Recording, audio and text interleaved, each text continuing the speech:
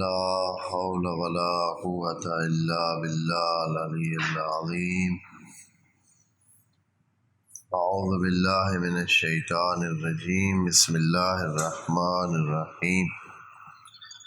الحمد لله وكفى والصلاة والسلام على الذين اصطفى. أما بعد فرب اشرح لي صدري ويسر لي أمري واحلل عقدة من لساني يفقهوا قولي وقل رب ادخلني مدخل صدق واخرجني مخرج صدق واجعل لي من لدنك سلطانا نصيرا. بسم الله وبالله وتوكلت على الله.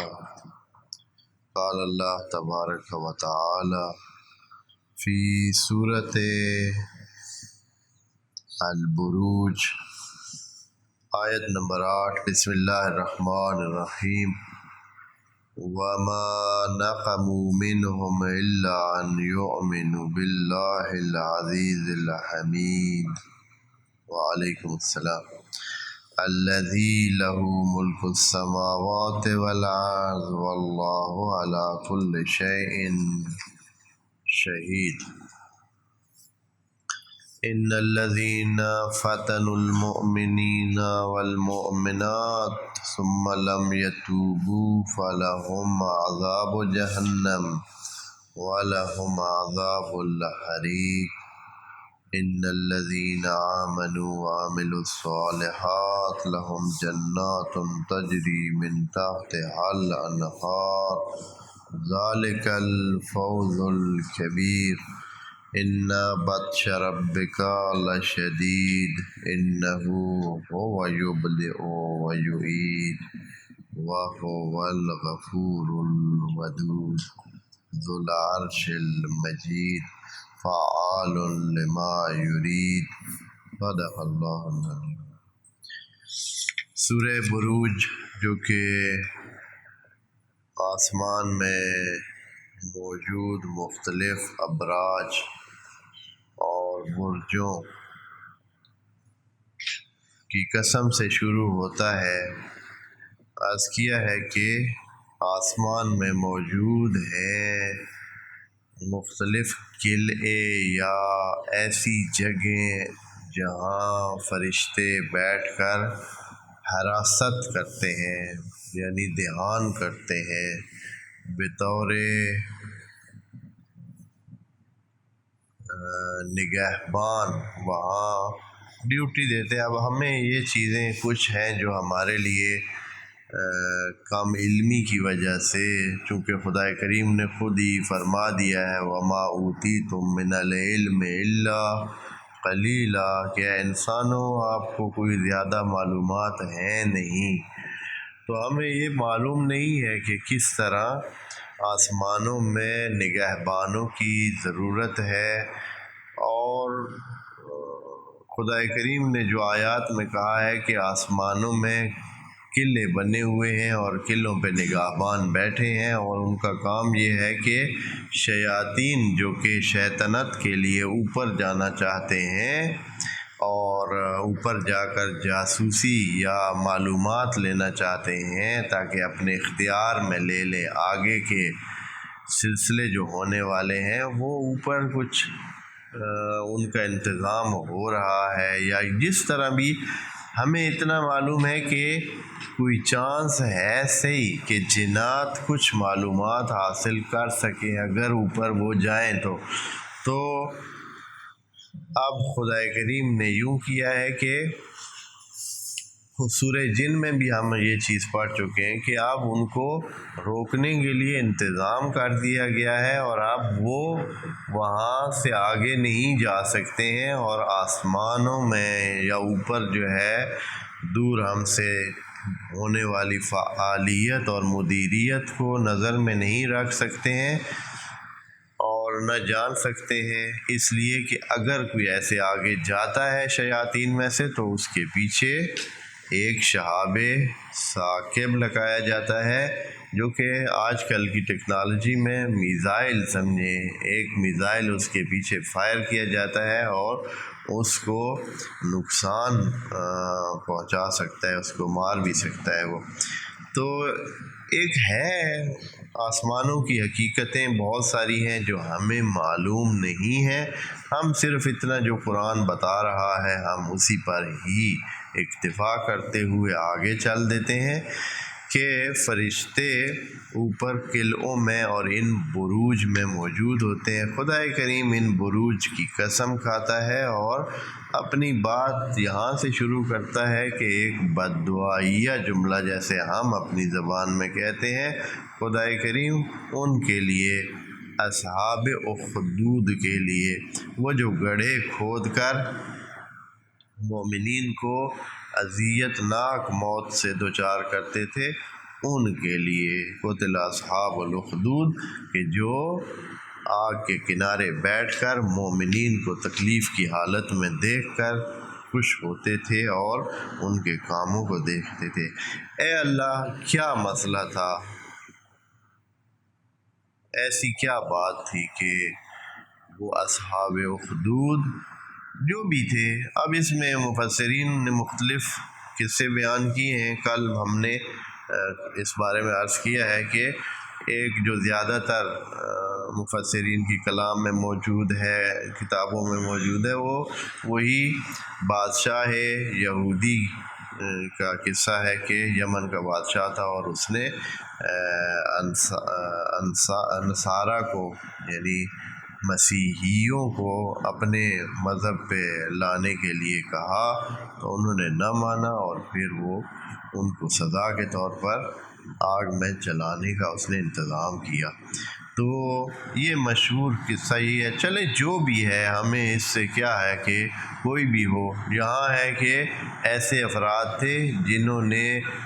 مومنوں کو بے وجہ ایمان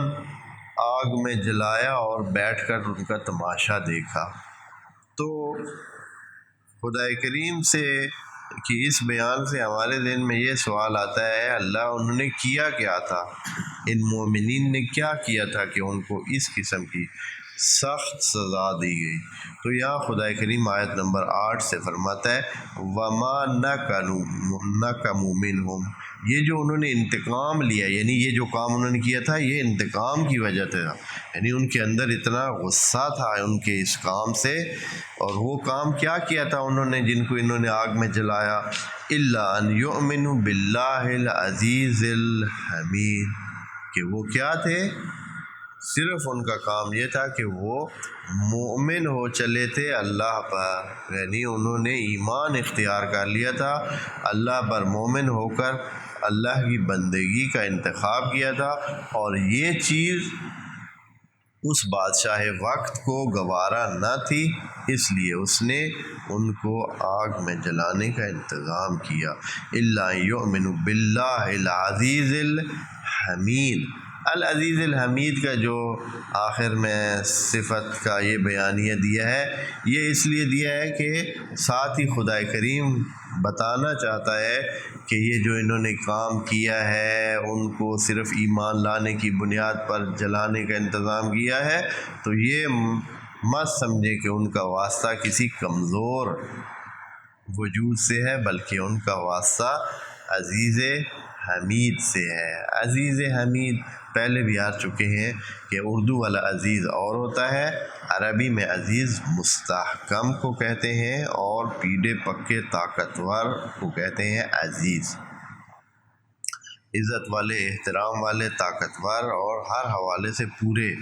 کو، مکمل کو عزیز کہتے ہیں۔ حمید اس لیے کہا ہے کہ بعض ہوتے ہیں عزیز ہوتے ہیں لیکن حمید نہیں ہوتے۔ عزیز اس طرح ہوتا ہے کہ مستحکم ہو، طاقت ہو، احترام ہو، اگر اس کو اچھے انداز میں استعمال کرے تو وہ حمید ہوتا ہے، اور اگر اس کو، کیونکہ طاقت تو ایسی چیز ہے جس کو نیگیٹو اور منفی بھی استعمال کیا جا سکتا ہے، استحکام کو منفی بھی استعمال کیا جاتا ہے، لیکن خدا کریم سے آپ بے فکر ہو جائیں، وہ اتنا عزیز بھی ہے،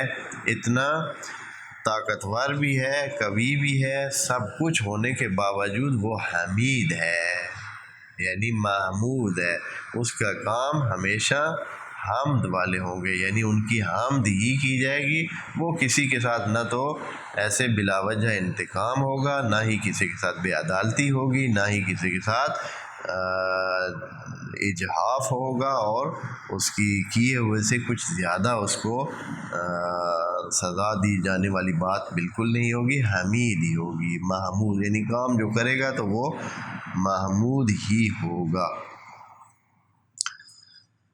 کیا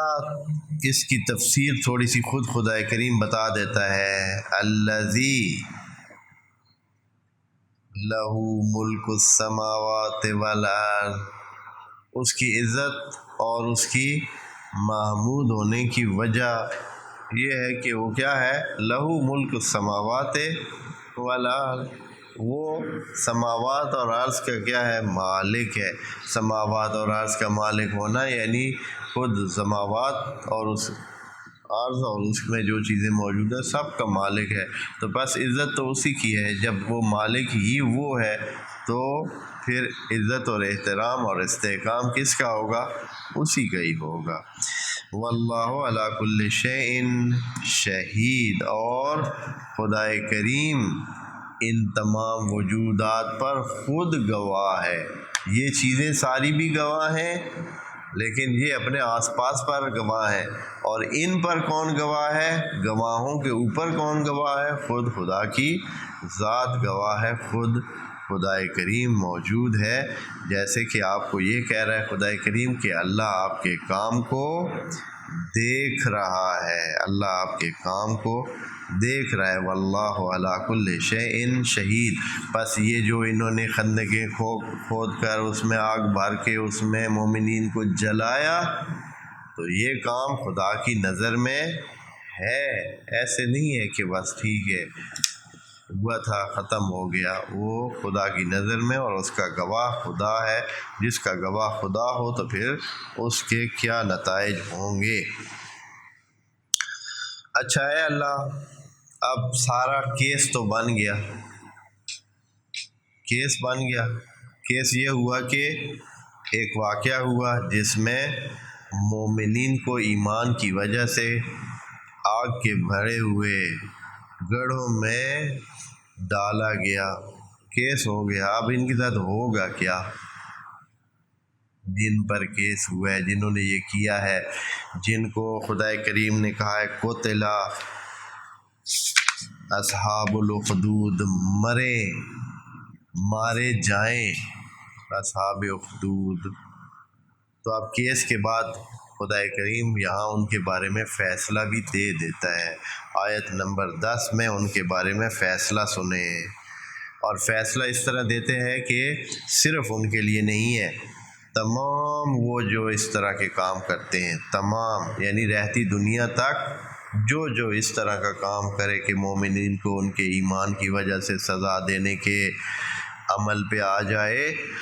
تو ان کے لیے یہ سزائیں ہیں۔ آیت نمبر 10 میں فرماتے ہیں ان الذین فتنوا المؤمنین والمؤمنات، وہ جو مبتلا کرتے ہیں مومنین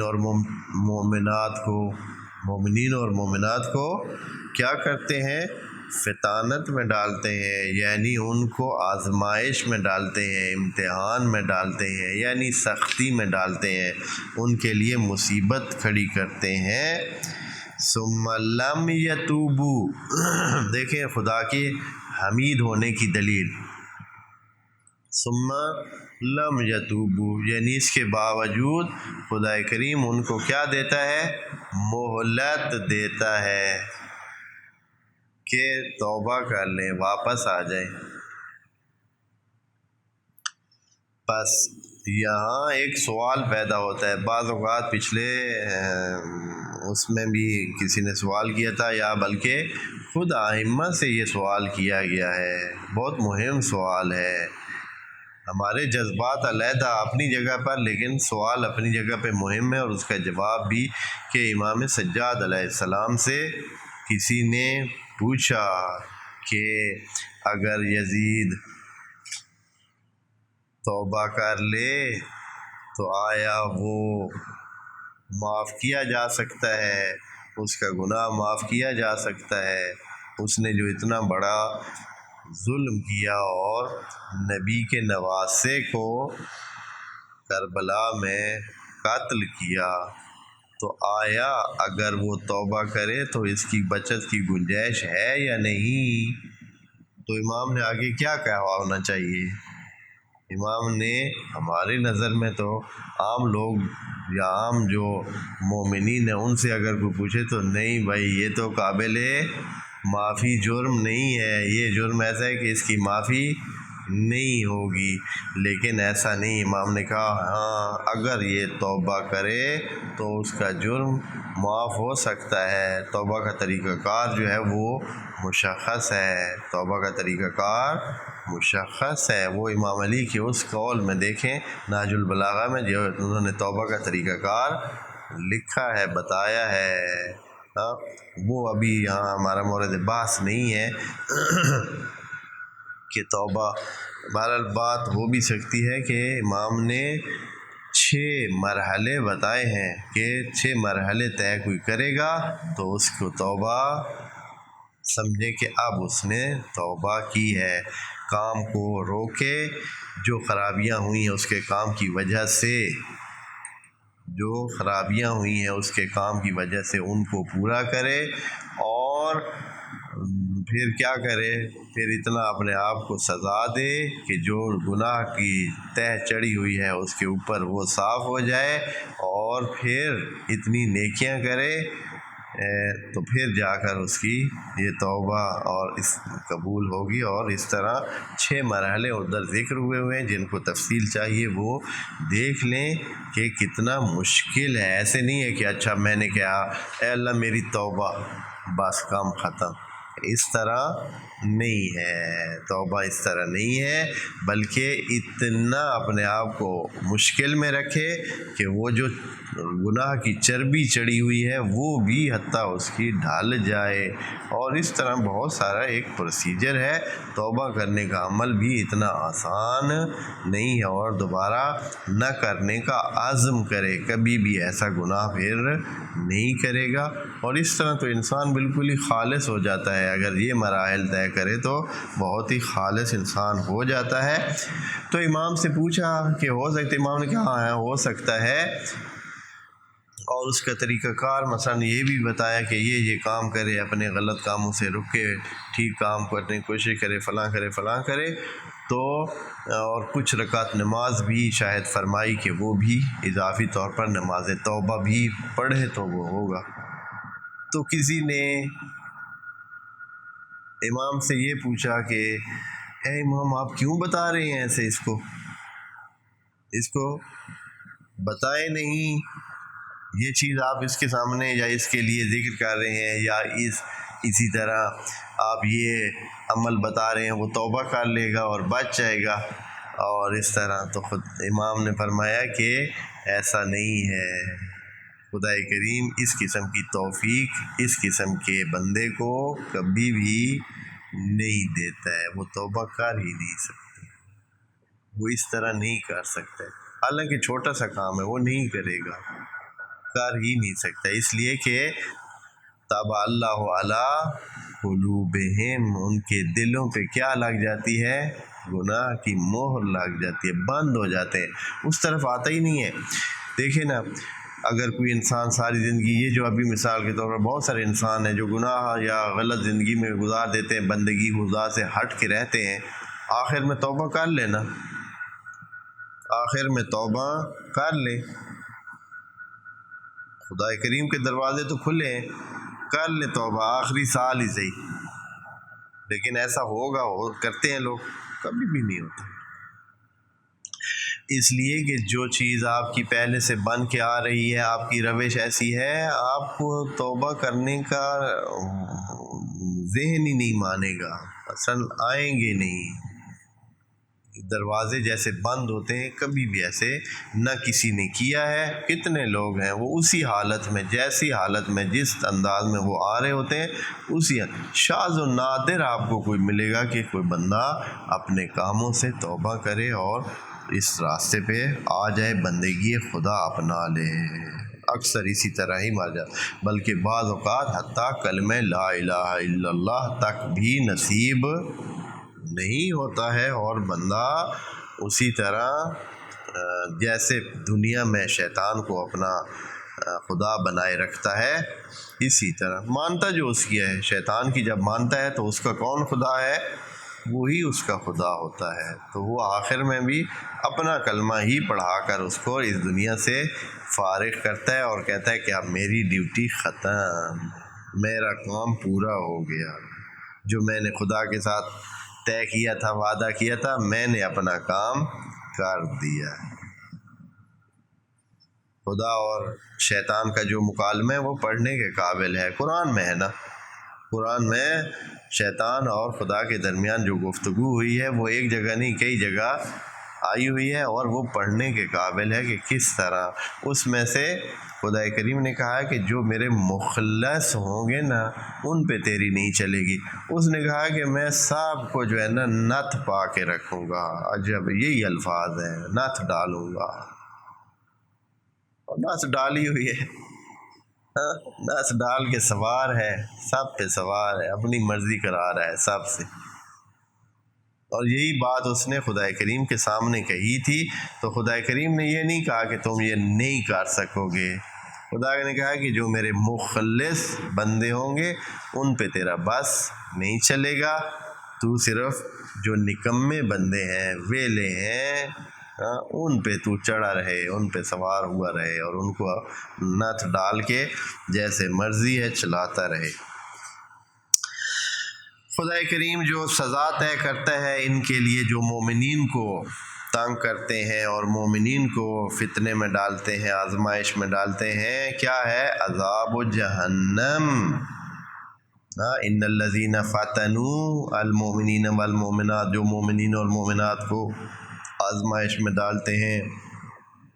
تکلیفوں میں رکھتے ہیں، ثم لم یتوبوا، اور پھر توبہ بھی نہیں کرتے، فلہم عذاب جہنم، تو ان کا ہوگا عذاب جہنم، ولہم عذاب الحریق، اور وہ عذاب جہنم کا اور عذاب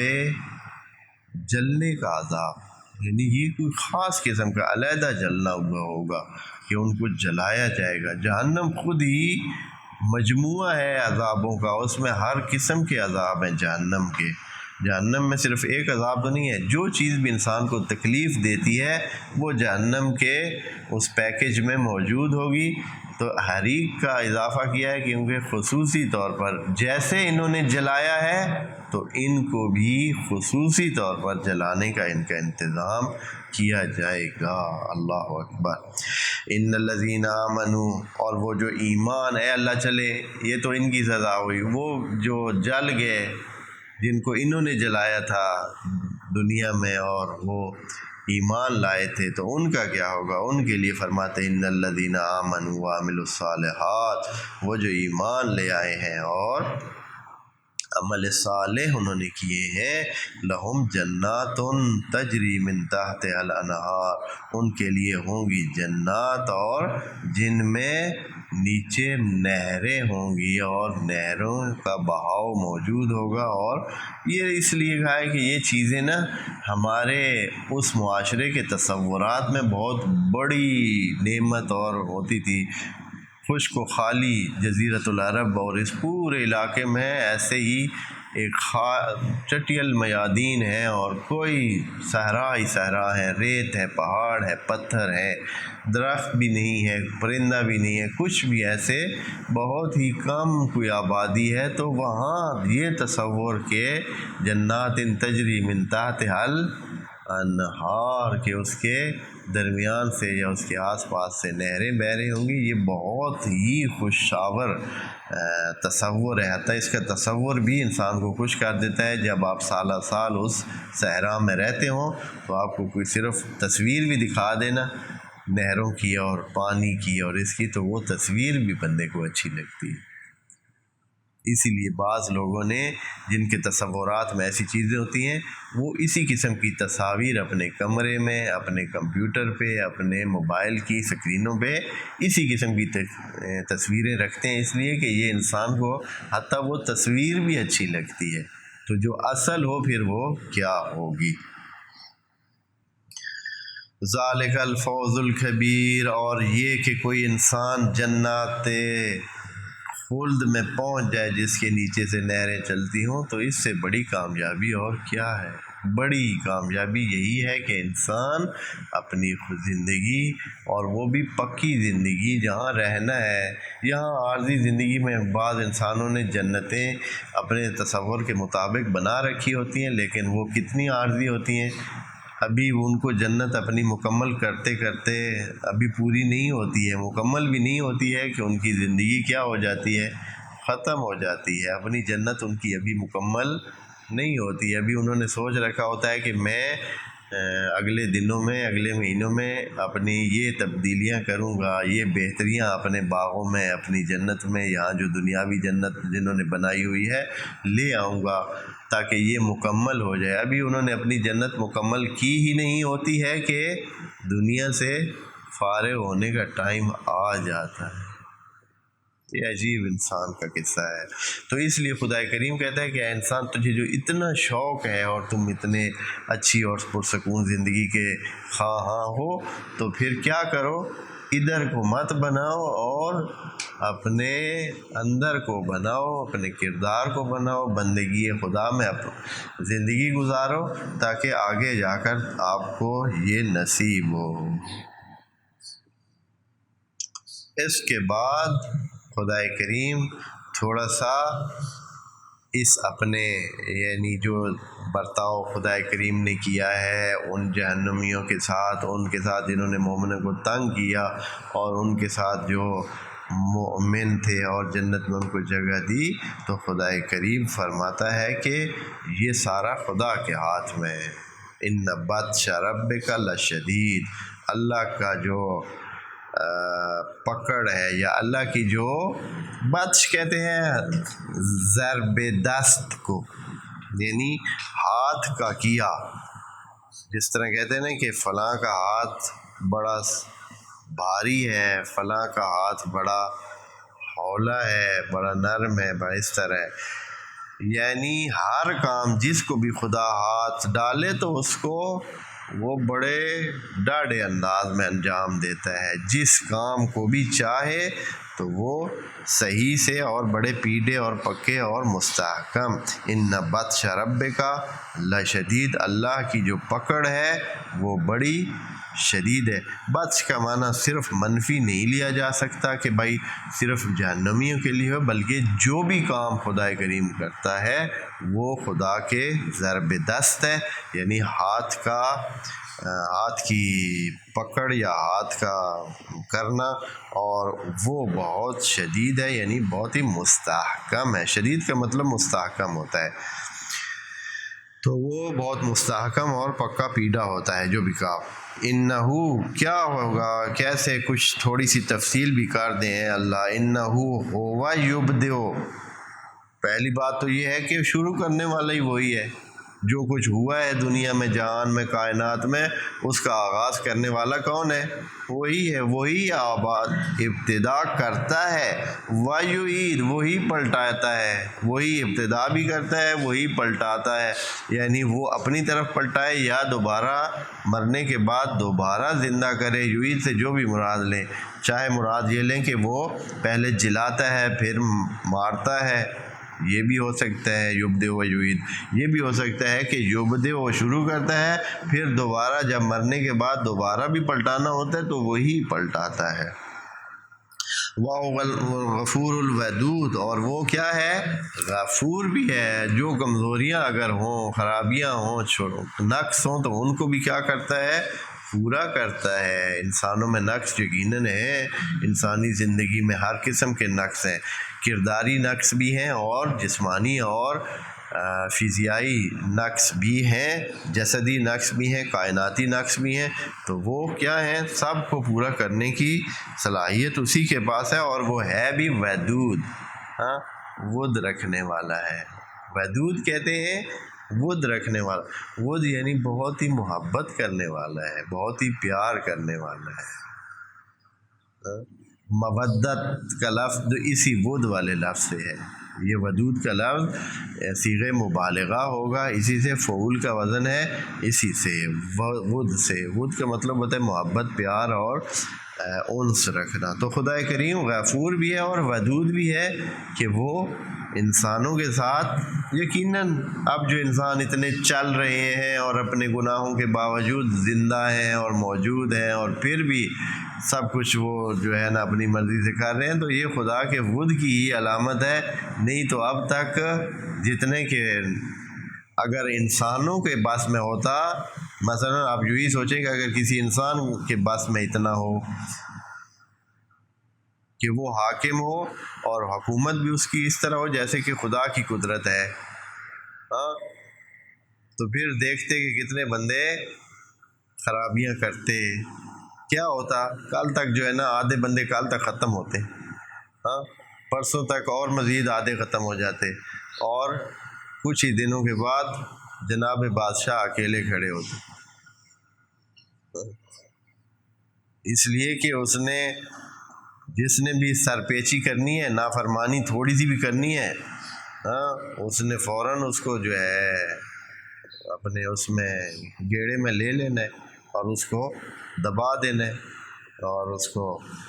چاہے جس قسم کی سزا بھی دینی ہے، تو پھر کیا رہ جائے گا؟ پھر بندے بھی لکڑ بن جائیں گے، یعنی جیسے مشین ہوتی ہے مشین کی طرح کام کریں گے، اس لیے کہ پتہ ہے کہ تھوڑا سا بھی چھینک بھی ماری تو اوپر سے ڈنڈا سر میں آ جائے گا، پھر چھینک بھی مارے گا پر چھینکے گا بھی نہیں، اس لیے کہ فوراً ایسے، تو اس لیے خدا کریم کی ود ہے کہ اس نے چھوڑ رکھا ہے، ٹھیک ہے کریں، اور اگر پھر بھی چانس ہے کہ واپس آ جائے۔ یہ جو توبہ والی آیت ہے یہ بڑی ہے، یہ آیت بالکل وہ جو ان الذین فاتنوا المؤمنین، مومنین میں محدود بھی نہیں رکھے نا کہ کن مومنین کی بات ہے، کوئی بھی مومن ہو، بڑے سے بڑا مومن ہو، ان کو بھی تو فتنے میں رکھنے والے تھے نا، خود نبی بھی مومنین میں سے ایک تھے، نبی خاتم بھی مومنین میں سے تھے، ہاں، اور اسی طرح ائمہ اہل بیت بھی جو سب سے بڑے مومن تھے وہ تھے، تو بس مومنین کو جو بھی آزمائش میں رکھے اور توبہ نہ کرے تو اللہ کی طرف سے عذاب کی بہت۔ آگے فرماتے ہیں کہ اچھا اے اللہ، بات یہ تو ہے، یہ تو آپ کرتے ہیں، آپ نے آغاز بھی کیا ہے، کرتے ہیں اور اس کو پلٹاتے بھی ہیں، غفور بھی ہیں، ودود بھی ہیں، ذو العرش المجید، اور نہ یہ صرف بلکہ ساری قدرت اور ساری جو حکومت ہے، عرش کا مطلب حکومت لے لیں، یعنی حکومت جو خود سارے جہان کی ہے وہ کس کے پاس ہے؟ خدا کے پاس ہے۔ عرش مجید، ایسا جو مجد والا ہے، یعنی جس میں عظمت ہے، جس میں شکوہ ہے، ایسے نہیں ہے کہ بھائی کوئی جس طرح بادشاہوں کے عارضی ہوتے ہیں، بس ان کا کیا ہوتا ہے، عام بادشاہوں کا مجد بہت ہوا تو کتنا ہوگا، عام بادشاہوں کا مجد یہ ہے کہ چند گھوڑے ان کے ہوں گے، مثال پرانے زمانے کی بات کر رہا ہوں، کچھ گھوڑے ہوں گے، کچھ بلڈنگیں ہوں گی، اور کچھ کیا ہوں گے، نوکر چاکر ہوں گے، کچھ لباس ہوں گے، اور یہی بس ان کا مجد اتنا ہے، یہی کچھ ہو سکتا ہے، اور کتنا ہوگا، چلیں گھوڑے کم نہیں ہوں گے، 1000 ہوں گے، 10,000 ہو جائیں گے، ہیں جی، اور انہوں نے مثلاً 20 جگہ اپنے محل بنائے ہوئے ہوں گے، 40 جگہ بنائے ہوئے ہوں گے، کتنے بنا سکے، 100 جگہ بنا سکے گا کوئی، ہاں، یا ان کے نوکر چاکر کتنے ہوں گے، یا ان کے آس پاس میں کتنی کوئی باغات اور کتنے کوئی سلسلے ہوں گے، ہاں، کتنے بنا سکتے ہیں۔ خدا کریم کا جو عرش ہے وہ کیا ہے؟ عرش مجید ہے، اس کی کوئی حد نہیں ہے، مجید ہے یعنی مجد والا ہے، تو وہی ہے کائنات کا جو مالک ہے، اور کائنات کی انسانوں کو پتہ ہی نہیں ہے کہ کتنی ہے، آج کے انسان کو بھی پتہ نہیں چل رہا ہے کہ کائنات کتنی ہے، انسانوں کی جو نظر جا چکی ہے جہاں تک، وہ اربوں نوری سال، لائٹ ایئر جس کو کہتے ہیں انگریزی میں، نوری سال، اربوں نوری سال سفر کرے بندہ تو ابھی ختم نہیں ہوئی ہے۔ ہمارے پاس اگر ارب نوری مہینے یا نوری حساب سے حساب کریں تو نبی کے گزرے ہوئے ابھی تک ہمیں 1 مہینہ بھی نوری نہیں ہوا ہوگا۔ لائٹ، اگر لائٹ کا جو سرعت ہے اس سرعت کو حساب لگایا جائے تو ابھی 1 مہینہ بھی نہیں بنتا۔ تو آپ خود سوچ لیں کہ 1400 سال ہو گئے تو یہ شاید 1 مہینہ بھی نہیں بنتا ہے۔ لائٹ کی جو سرعت ہوتی ہے اس حساب سے اگر حساب کیا جائے، لائٹ ایئر جو ہے نا وہ اربوں لائٹ ایئر کے فاصلے پر بھی ابھی کائنات کا کوئی اینڈ نہیں ہے کہ کتنی ہے۔ تو اس کا پھر عرش جو ہے اور اس کی حکومت کیا بنتی ہے؟ عرش مجید وہی ہے جس کی مجد ہے، جس کی عظمت ہے، جس کا شکوہ ہے، جس کو برتری کا جو باعث ہے۔ اس کے بعد خدا کریم ایک اور بات، پہلے تو یہ عبرت کا سامان بنایا کن کو؟ اصحاب اخدود کو، کہ ان کے ساتھ کیا برتاؤ ہوگا، کیا انہوں نے کیا اور کیا ان کے ساتھ ہوگا۔ اب اس کے بعد ایک اور بات، یہ بھی تقریباً یہ ساری باتیں عرب جو تھے جن کے پاس قرآن نازل ہو رہا تھا، جن کے سامنے پیش کیا تھا ابتدا میں، ان کو یہ تاریخ میں پتہ تھیں، یہ ساری باتیں ان کو پتہ تھیں، تب یہ ان کا ذکر کر رہے ہیں۔ اور کچھ جگہ پہ خدا کریم ٹھیک کرتا ہے کہ یعنی تاریخ جو ان کے ذہن میں وہ تھوڑا مختلف تھی، لیکن قرآن نے آ کر اس کے جو مین مرکزی کردار ہیں یا مرکزی وقائع ہیں وہ ان کی تصدیق کی، اور اگر تھوڑی بہت کہیں خرابی تھی تو اس کو ٹھیک کیا۔ اب اس آیت نمبر 17 کے بعد خدا کریم فرعون اور ان کا قصہ ذکر کرنے لگا ہے کہ ایک بہت، کیونکہ بات ہوئی ہے خدا کریم کے طاقت کی اور ان بادشاہ رب کا اللہ شدید کی، تو دنیا میں بھی ایسے گزرے ہیں بادشاہ جن کا کیا تھا، جنہوں نے اپنے طور پر یہ بتا رکھا تھا کہ ہمارا بھی بطش اور ہماری پکڑ بھی کیا ہے، سخت ہے، ہم بھی ایسے نہیں ہے کہ اس طرح کسی کو بھائی چلنے دیں، کسی اور کو ہمارے علاوہ کسی کی چلے۔ تو یہاں خدا کریم ان کا قصہ بھی جو مشہور ترین ہے، فرعونہ کی حکومت پورے جہان میں کیا ہے، مشہور ہے، اپنے دبدبے اور اپنے استحکام اور اپنے جبروت کی وجہ سے مشہور ہے پورے جہان میں، تاریخ انسانیت میں اس کا ذکر آتا ہے۔ تو اور لمبے عرصے تک انہوں نے حکومت کی اور ڈٹ کے حکومت کی، اور ایسی حکومت کی کہ پورے جہان کو پتہ ہے کہ انہوں نے حکومت کیسے کی ہے۔ تو ان کا ذکر کر کے بتاتا ہے کہ ان کی حکومت یا ان کی جو بادشاہی تھی وہ کتنی کمزور تھی، جبکہ انسانوں کے نزدیک وہ بہت مستحکم تھی، لیکن خدا کریم کے نزدیک وہ اتنی مستحکم نہیں تھی۔ تو 17 نمبر آیت سے انشاءاللہ بعد میں عرض کریں گے۔ والسلام علیکم ورحمۃ اللہ وبرکاتہ۔